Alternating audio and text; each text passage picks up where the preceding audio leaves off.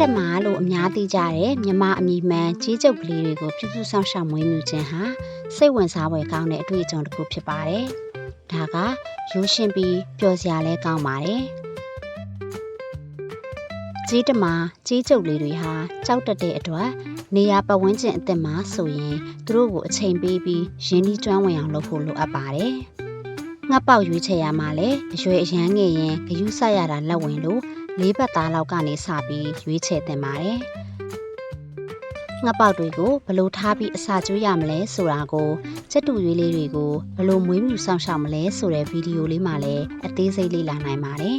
။ကြီးတမာကြီးကျုပ်လေးတွေဟာအစောပိုင်းမှာလူကြောက်တတ်တဲ့အတွက်ရောက်ခါစားမှာအစာသေးချာမစားတာ၊ကြောင်ထဲကိုပဲတိုးဝင်တာစတဲ့အခြေအနေတွေကြုံရနိုင်လို့စိတ်ရှည်ဖို့လိုအပ်ပါတယ်။အစာစားနေချိန်မှာတော့အတန်မထွက်တာမျိုးရှိနိုင်လို့အစာကျွေးချိန်တွေမှာတေချာဂရုစိုက်ကျွေးရပါမယ်။ငှက်လေးတွေကြောက်လန့်နေရင်အတင်းအကျပ်ကင်တွေပွတ်တက်တာမျိုးမလုပ်သေးပဲနာမည်လေးခေါ်ပြီးအတန်ပေးတာကိုနဲ့ရင်းနှီးကျွမ်းဝင်အောင်သူ့ဘေးနားမှာနေပေးတာမျိုးတွေလုပ်ပေးပါ။လူမကြောက်တော့ပဲကိုကိုတိလာပြီးဆိုမှကင်တွေပွတ်တက်တာမျိုးလုပ်ပေးပါ။ဒီလိုဂရုစိုက်ပေးမယ်ဆိုရင်တော့တပတ်အတွင်းမှာပဲတင့်ငှက်လေးဟာတင့်ကိုခင်တွယ်လာပြီးလူကြောက်တော့မှာမဟုတ်ပါဘူးဒီဗီဒီယိုလေးကိုအဆုံးထိကြည့်ပေးလို့ကျေးဇူးတင်ပါတယ်